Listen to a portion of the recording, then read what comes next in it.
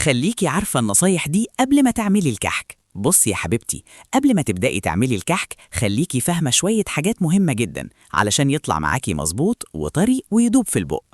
أول حاجة العجن، ما تعجنيش العجينة كتير، مجرد ما تتلم معاكي خلاص كفاية. العجن الكتير بيخلي الكحك ينشف ويطلع قاسي بدل ما يبقى ناعم ودايب. تاني حاجة الفرن. الفرن لازم يكون سخن ومتسخن قبل ما تدخلي الكحك، ولو الحرارة عالية زيادة هيحمر بسرعة ويتحرق من تحت. خليه متوسط علشان يستوي بهدوء. تالت حاجة الحشو.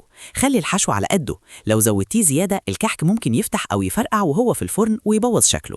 رابع حاجة بعد الخبز. بعد ما الكحك يطلع من الفرن سيبيه يبرد شوية على الشبكة أو في الصينية، ما يتحطش في العلبة وهو سخن علشان ما يطريش ويتلخبط.